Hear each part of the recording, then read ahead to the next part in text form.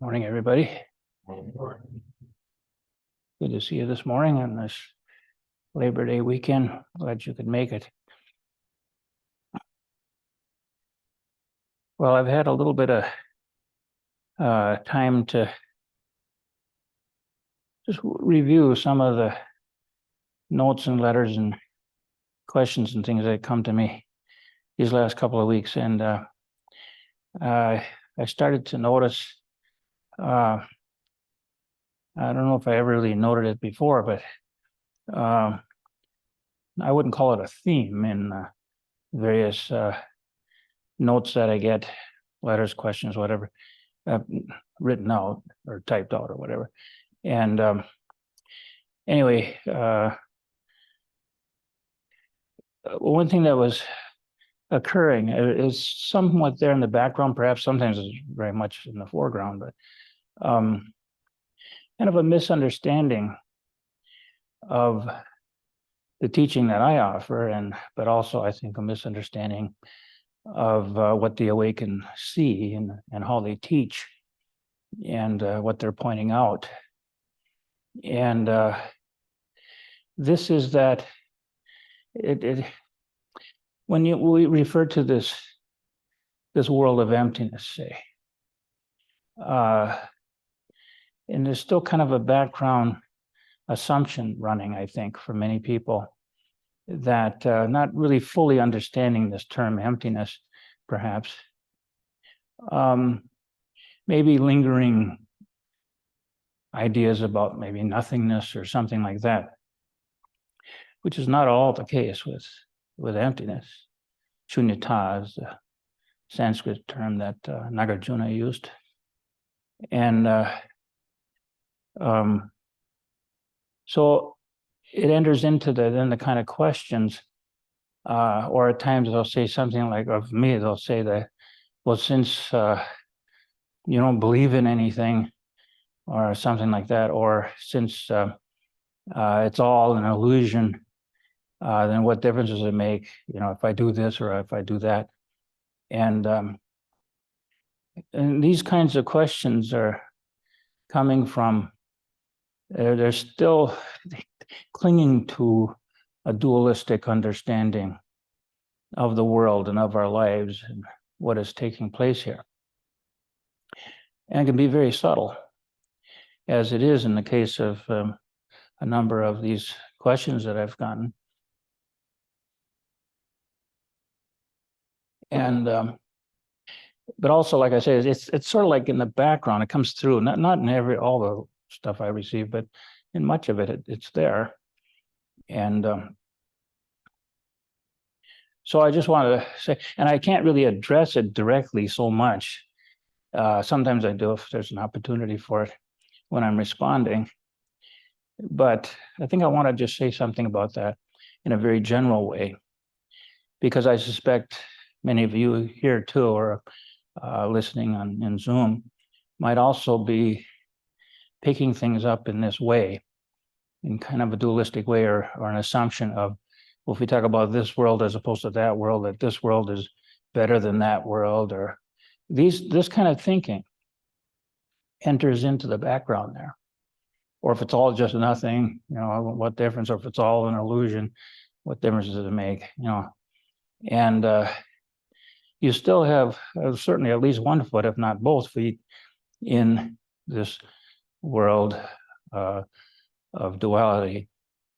And the teachings aren't really written this way.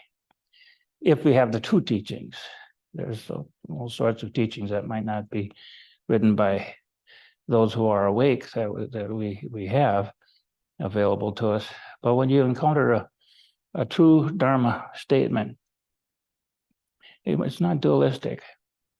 And I thought maybe I could just use one simple example from a verse that particularly those of us who sit sessions, I believe, if I remember now, we recite it after each meal, I think.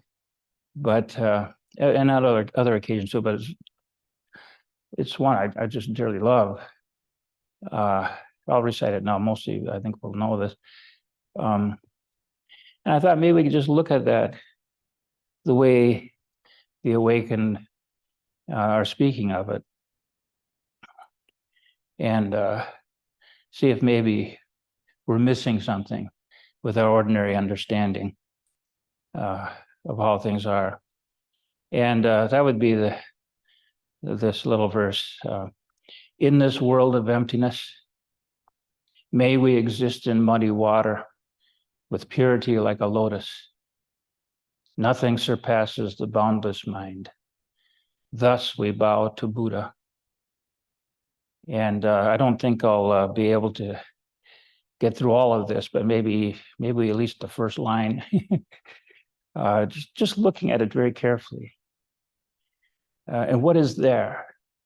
What is it the awakened, the enlightened? How do they view this? How do they see this? How do they understand? How does this come from their lips? And what is the understanding here? The full, complete understanding of it. Because we're probably not, as I certainly wasn't for many years, fully aware of what I can, on the surface of it, even right away, it sounded beautiful. I liked it. But the depth, I don't even know if the depth is the word, but the full understanding of what it is that the awakened see to express something like this was certainly lacking in my mind for the longest time. And I think it's that way for many of us. And we might not, because we do have some understanding, as I had some understanding of this, I thought I kind of understood what it meant. And it obscures the fact that, no, there's subtleties in this that we're probably missing. And I certainly won't be able to bring them all out here.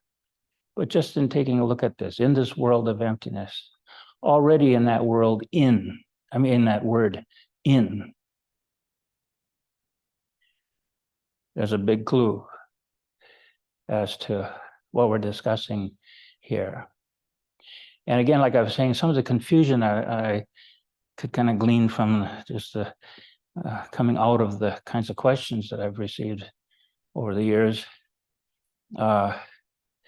It's just kind of a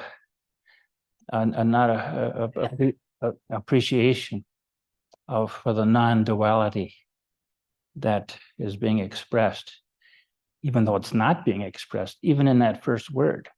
It's not overtly being expressed in that first word, in. As soon as you say in, now the awakened would be fully aware of this in saying in. Why would they say in? Because isn't that implied then there's also an out or something? Yeah. Of course, then we have teachings that help with this, like the Enlightenment statement of Sensang, the third patriarch of Zen in China, author of the Xinjiang Ming. And for him, his enlightenment, what he said to his teacher upon awakening is, he said, no inside, no outside, no in between. He's speaking directly out of a direct realization of reality, of what is taking place here. He's not talking about something in particular, because if you do that, well, now there's an inside and an outside, and quite possibly an in between. He's saying no inside, no outside, no in between. No, so there's inside and there's outside. What else? There's no in between either. And is there anything left? So this is his realization of this, and he spoke it in those terms to his teacher. But what exactly is going on there? Do we spot that then when we encounter a verse, a lovely verse like, in this world of emptiness, may we exist in muddy water with purity like a lotus? And probably not quite catching that. But to those who are awake, they immediately realize we're talking about the world of appearances, the dualistic world. And the world of coming and going, of this and that, birth and death, and all of that, our ordinary understanding of reality. Speaking of, already in that first word, in, because with a full realization of reality in totality, in doesn't really refer to anything. There's no inside, no outside, no in between. By the way, I don't know if I wasn't going to do this, but yeah, that might seem like, well, that's crazy, that's impossible. But actually, we even have images of this that are mathematically generated, and something that was caught the imagination of many back in the 80s and 90s, perhaps probably the 80s, I suppose. The Mandelbrot set, which has, well, it appears to have an inside and it appears to have an outside. But if you look very carefully and try to find where the inside and the outside are, they begin to twirl and entangle and dance around each other. And you can just keep going in and in and in, looking for the boundary, the in-between, and you won't find it. It's infinitely complex. And yet, there you have it. And mathematically, it can be generated on a computer screen. Many of you, I'm sure, have seen this. I'm only saying this because you might think, well, yeah, but there's nothing like that. Well, here we have examples right there of something that appears that way. But to the awakened, everything appears this way. No inside, no outside, no in between.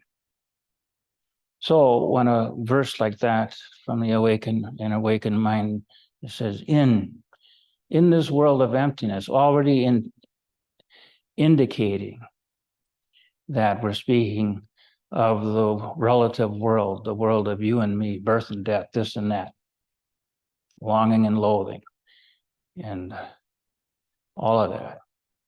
We're speaking of this world. And of course, that's the world we seem to be living in, that we believe we're living in if we stop to think about it a bit. You know, the world of this and that, the world of you and me. There's me, and we're really kind of me and everything else. That really fundamental, basic duality, the subject and the object, a mark of consciousness right there. And so in saying in already in this world of emptiness, but then backing that up immediately within, implying that we're in this world of this and that, for most of it, unless we're awake, we take this world of this and that, you and me, here I am. Now, what should I do about this? What are these teachings telling me to do? They're not telling you to do anything other than wake up. Notice what we have here. It's really all these teachings do in the end. What this practice is about is learning to pay very careful attention. And not so much as to what's going on, because you'll never capture that. You don't need to, but you do see it. Well, what you can start to do is to notice how you yourself, first of all, are formed as me, separate and apart from other stuff, people and stuff, thoughts, feelings, ideas, beliefs, any number of things. And all the entanglements that get embroiled in that.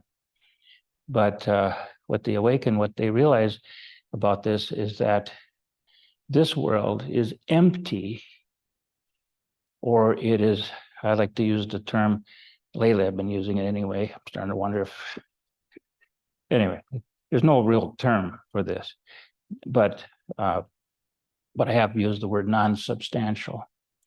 This world of appearances, because it looks like coming and going, it looks like this and that, you and me, here I am, and everything else, and all of that. It looks like that, feels like that, sounds like that, tastes like that, whenever the different experiences we might have in this world. But the very fact that we're saying in, first of all, it implies, well, yeah, well, so here I am, and all of that. And then in this world, so there's this world then.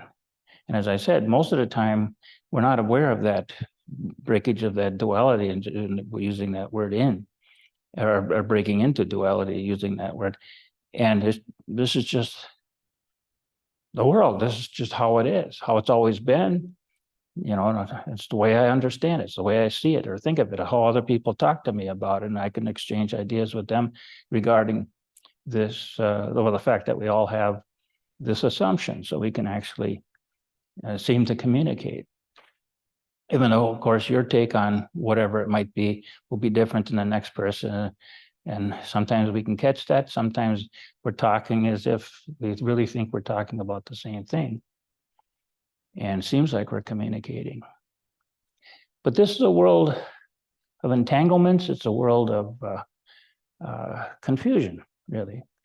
And perhaps we're not really appreciating the fact that, you haven't really gotten a hold of anything here. And as to what is this place anyway? What is taking place here?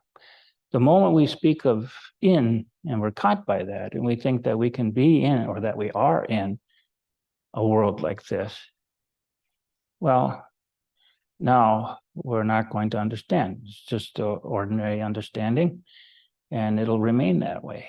We might use that, then we get engaged in some of these teachings of the awakened, and we, without ever doubting where we're coming from with this, our ordinary mind will start investigating those, maybe pulling them apart and trying to figure out this. Okay, so this is the right way here, and that's not so good. Thinking that the teachings are laid out in that way. But that's just our ordinary mind, our ordinary consciousness at work. The awakened don't think that that's what they're doing. Well, they don't really think, or they don't really have a notion about doing something in the first place. All of that is dualistic, but they see that. But in this world, but then it says, in this world of emptiness. So immediately, the awakened just put that in there. This world of emptiness, that these things that are appearing here are empty of any kind of substantiality. They appear substantial. They appear to be coming and going. They appear to form and change and grow and die and whatever else. That's what the world of appearances is. But that's what it is, the world of appearances. And the awakened see this. But this is what appears to be then our everyday life, our everyday world.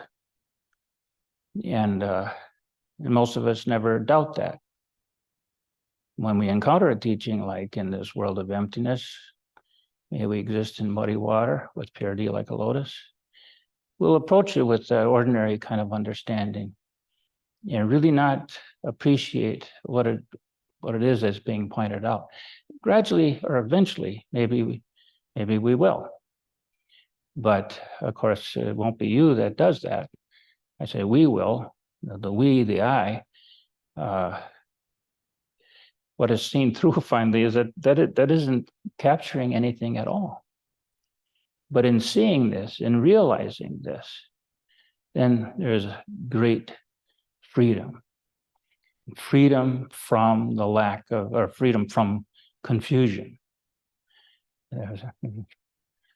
Confusion has dropped away. And we can actually see the true nature of what is taking place here. It is not nothing, certainly. Obviously, it is not nothing. Here it is, coming and going. And then we can say, as one young man wrote to me, well, if this is all an illusion, then what difference does it make if I do this or as opposed to that? And essentially that was what he was asking. And well, because the world of appearances will continue on as the world of appearances. And it would seem, taking this route, that this will seem to follow from it, or something like that. These appearances will still continue. Well, then is that any more real, or what difference does that make? I mean, we can endlessly ask these questions, but at some point, it'd be helpful for us if we just stop and realize this.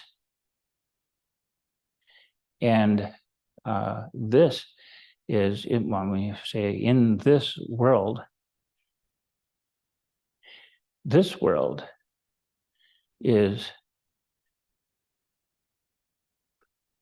is it any different than suffering or pain or pleasure?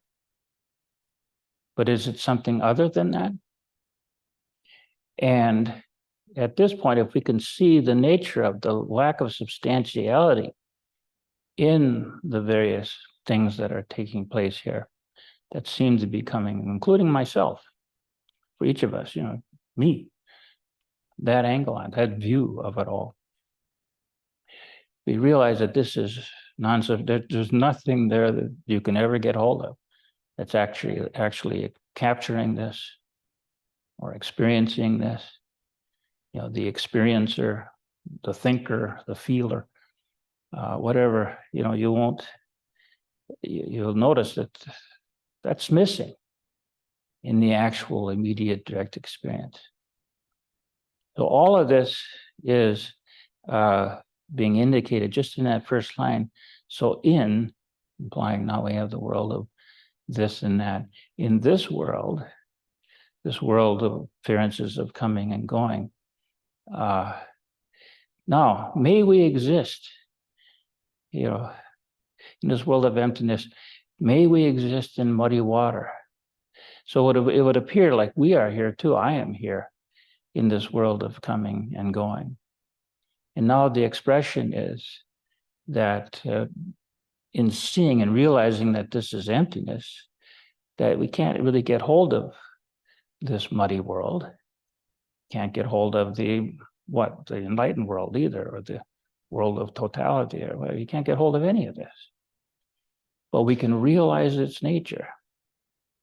So this is what it's saying, is that may we exist, or exist would be persist. Oh yes, that's also true, like in this world of emptiness, in emptiness indicating that this is a world of the illusory appearances of this and that. And with this, then we also have this sense of existence, that there's something here that's persisting from moment to moment. And particularly when it comes to me, that I persist, but also other things as well. So anyway, but all of this is being pointed to, and but the recognition that we are in this world. It appears that we are in this world to the extent that we appear in this world, and it is likened to muddy water. It's disturbed, it's agitated, it's dirty. I guess we could say it's not pure. But may we exist, may we appear to persist here in this world with purity, like a lotus. There's image that was used in the East, Buddhist time, the image of a lotus flower. Characteristic of the lotus flower, it grows in muddy water, but the lotus itself is pure, clean. It always is. You splash muddy water on the lotus, no time at all, you come back, lotus is clean again.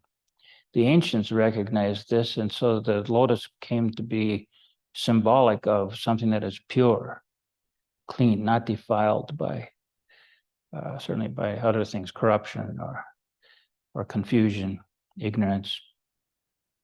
So it took on, and we now know today too, physicists have discovered that, and it's true that the lotus flower, I don't know about the ones that we have here in northern Minnesota, we call lotus, but the ones in India, they have a surface that the physicists have studied this.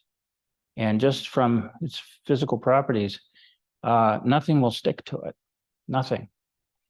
And so this just recently discovered in the last, I don't know, I read about it anyway in Science News some years back now. But But this is a real factor. But it gave them this beautiful image that even though it's all muddy and disturbed and agitated, still we can persist here with purity, as everything in its true nature is.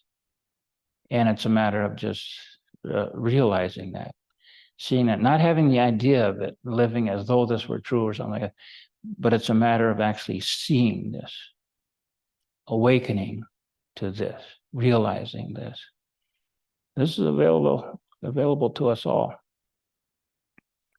So maybe that's as far as I'll go in that verse. I know Steve doesn't want us to go too long, and I'm not sure if I can go too long myself. So I'll just say, so in this world of emptiness, may we exist in muddy water with purity like a lotus. So no matter what is being disturbed and agitated and dirtied and sullied around you, even if it splashes on you, just come back to what it is that the awakened here are pointing to. And you can see, yes, that we are in this world of emptiness, except we can also remember Zen Song when he said, no inside, no outside, no in between. And no outside, I mean, there's not some other place that is pure that maybe we can go to eventually. If we live a pure life here, maybe we can go there eventually or something. All the thoughts and ideas we get about stuff like this, or the idea, nah, there's no such place, or whatever we think. My teacher used to say, whatever you think, it's delusion. Yeah, whatever you put together about this is delusion. Maybe one more point I should make here. I could have gone through the whole verse here, but you can really do this with, it's a good test to see if this is likely to be true Dharma when you're reading it. If it's selling you something, grasp this or that, be wary. Because it really isn't handing you anything. It's kind of speaking, the awakened speaking to the awakened, but speaking as the awakened would speak without doing violence to the reality that's being lived out. But so this is another important point I just wanted to make here, that in the end with Dharma teaching, there's really nothing to take away. It's just a matter of waking up and seeing. It isn't like, so I should work hard to get over to this other world, or is there some aspect of that other world in this muddy world that I should find? Because one of the questions directly asked about something like that. And no. First of all, you're solidifying, you're reifying these worlds. This is a way of talking, way of pointing something out. What's being pointed out? Well, you can't grasp it. I don't grasp it either. The awakened don't grasp it. But it's a matter of just realizing the nature of this world. And is it this world or that world? Well, there isn't this or that world. Well, another point, this person, actually, the one I was more focused on than the others, I guess, as in my remarks today, I think his questions were coming from after having read my book, The Grand Illusion. I don't know, some of you have probably read that, but it doesn't really matter. But the point I was making in that book, I regret, I thought of it afterward. I should have had this statement boxed off and in bold print or something to make it jump off the page. But the salient point here, and it's something that you should never lose sight of, just kind of remind yourself of it. It might not make sense at first until you see it. But we talk about this world and then this other world of what? Purity, the world of wholeness. We talk about the two truths, the little truth here and the big D truth here, and reality or whatever. But the point I make toward the end of the book there is that these are not two. And don't just, oh, they're not two, okay. They're not one. They're not two. This is the nature of reality. It's no more baffling or, well, like impossible to see than something like the Mandelbrot set, where you have this thing that clearly seems to have an inside and an outside, and yet you can't find it, the inside and the outside. You can't find the boundary between them. So if there's no boundary between them, then are they one? You know, and it's like trying to answer this. No, you can't say they're one exactly. It certainly appears to be two. So they're two. No, you can't say. This is what you have to, if you can finally realize this about what you're experiencing all the time, everywhere, with everything and everybody. It'll certainly keep you from the mental illness that we suffer from now politically, with this insane world that we've created for ourselves, our current day politics and stuff, but also what we do with the environment. And yes, you can make a lot of money by exploiting this and pulling all of this from the ground and that sort of thing, but the environmental impact is unbearable. And it goes on and on. Well, we could point to with this. If we realize that these are not two worlds, and yet at the same time, they're not exactly one, because we can carry on as if they were two. But because they are not two, we get into all kinds of trouble. We get into the full trouble that we have as human beings, even enough to quite possibly drive us to our own extinction, let alone all the sorrow and pain and confusion that we find in our own personal lives. So this is to understand then that these are not two, these are not one, these are not two. To see that, and it is a matter of seeing it, not a matter of getting an idea about it. I can't imagine, if I try to conjure up an idea of this, well, I've searched it enough, believe me. There'll be nothing that'll hold up there. It's not an idea. It's a matter of realizing that this is the nature of what's going on here. And it's a matter of either we see this, and we can learn to live out of it, or we do not see it and suffer all the pains and agonies that we otherwise do as intelligent creatures living on this planet. Well, I certainly probably have talked long enough as it is, but are there any questions about anything I said today? Yes, Pat, yeah, hi. Your talk, just one second, man. He's gonna give you a microphone so people on Zoom can hear. Sure. Yeah, the whole just dualism lately in life has really been at the forefront of so anyway, might take a bit, but I'll try to make it succinct. But just the whole dualistic thinking, like this is a good thing, this is a bad thing, you know, that if that happened to me, this is favorable for me, this is going to be unfavorable. That whole way of seeing things has really been blown apart to me lately in a good way. But it's funny because now I really have a thing with obsessive thinking. When something comes along and bothers me in life, I tend to obsess about it. And I've definitely had, you know, really actually difficult things happen to me in life before, you know, real actual trouble. This thing lately has been all Facebook related. So I gotta admit, like, I've had kind of a mission lately getting on Facebook for the last while to, you know, try to turn people on to Buddhism with, you know, Buddhist flavored poetry and music videos and songs and everything. And it all really backfired on me horribly. And I took offense to things a few times lately and acted out of that upset, you know, acted out of that anger lately. And it just really blew up in my face. And so now deleted Facebook and waiting for the month, you know, the 30-day process where it'll just be, you know, deleted for me and everything.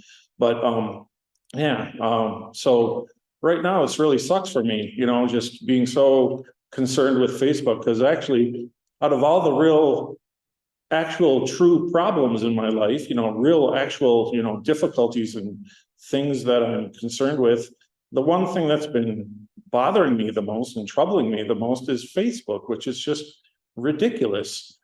But it's really gotten me to show this or learn that this,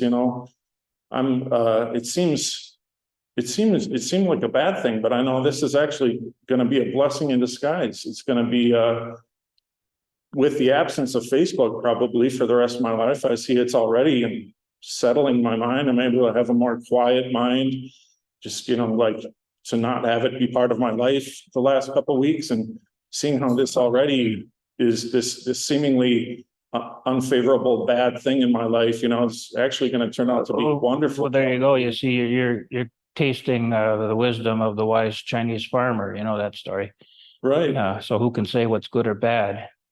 And there's also, I would say, just watch yourself. A couple of things there. You said you were trying to bring Buddhism to people and that sort of thing. I wouldn't do that. And with the intent of trying to offer them something that would maybe make them more peaceful and have a better understanding or whatever. In spite of the fact that I'm I was the head teacher here, but I'm a teacher here at Field, and this actually kind of grew out of my living room and that. But I never intended to start a place. It was just that people were coming together, and eventually it turned into where we actually had a place like this. I was actually working on I don't know if I was working on a career in writing, but that was my focus. When all of a sudden there was just people showing up, so I needed to respond to that. So it's if you can respond to the need, if somebody asks you something or whatever, and you can help, something you can point out, sure, that's fine. But to go with the idea that I'm going to straighten this person out or whatever, or to create something here that people will flock to, I wouldn't pursue that very far. And the other thing too is, which I think you're beginning to observe more and more, Matt, and that is to just notice how you keep bringing yourself into the picture, and that's going to always lead to frustration and anger and disappointment and things of this sort. We can actually live out our lives with giving very little consideration to me. You're going to be looking out for yourself anyway, So, but to dwell on it and to all of that makes life a little difficult. So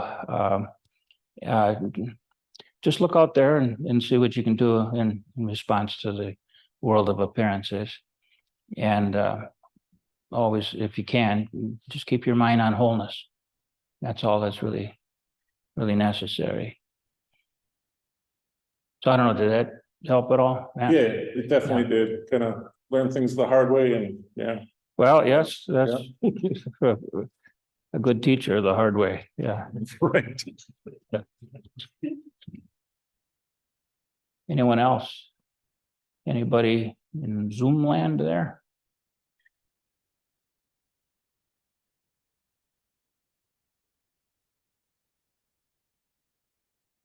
Yes. Oh, thank you. One day I left the Catholic Church a few years ago, and I asked, well, what's next? And a voice said to me, Zen. It came to me in the car. So I came here. I studied for maybe 6 years, and I thought, well, I'd like to see what my background was about. So I went back to explore the Roman Catholic Church, and I found that wasn't bad either. I don't know where the guilt evaporated to, but I haven't encountered any of that. Oh, that's wonderful. Yeah. Yes. So I'm very grateful to my parents. So much of what you said today makes me realize how my parents innately understood Zen and how they raised us and how they've made it so easy for us to see maybe what is real, what is unreal, but to decipher for ourselves. And so I'm grateful to my parents. Yes. And to my teachers. Thank you. Yeah, and I think too, as more and more we open up, that space gets filled with gratitude more and more. It's easier to live out of gratitude and appreciate the various things that we might not have paid attention to earlier in life or whatever that have really been great lessons for us as well. Yeah, not just the hard stuff, but also wonderful things too, particularly in later years where we begin to realize the interconnectedness of the apparent interconnectedness of everything, So there's much there, in my old age here now, I'm appreciating that more and more too, just kind of the various things that I experienced as a young person.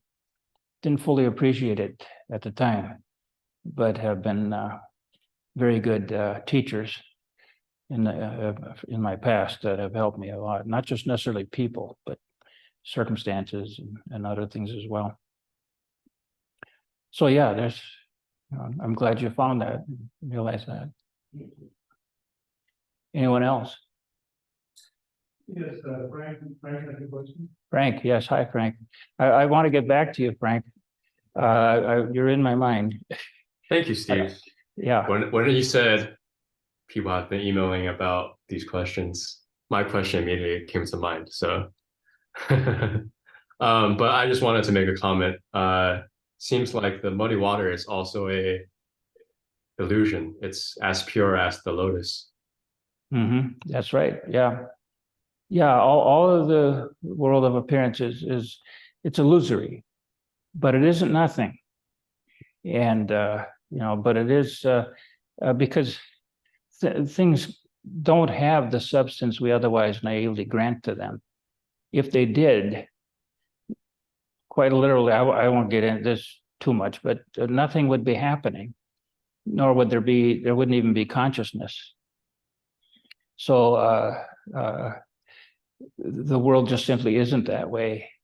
It is all empty of any kind of substantiality, but that is the world that we have. That's the very vitality and vibrancy of the world itself, is because it isn't something particular that's persisting in time. It's just this constant unfolding. I think there's some Western science schools now that's also saying that consciousness is the fundamental reality, not the matter. I don't know if you've looked into that, but I've been noticing. Yeah. I'm sorry, did you have a question at the end? No, just a statement. Yeah, I have noticed that, and it's very good. I'm glad to see it. Though there's a tendency to turn consciousness then into something, and then also to start telling a tale as to how it comes about, and that's all wrong. That will go nowhere. But they'll have to find that out on their own. Thank you, Steve. Thank you, Frank. I'll get back to you sooner or later. Just because no problem. There's probably a number of you out there who might be waiting for me to respond, but I've been overwhelmed with things lately. So, but I'll get back to you. I've had you. Good to see you looking healthy. Well, thank you. I'm getting there.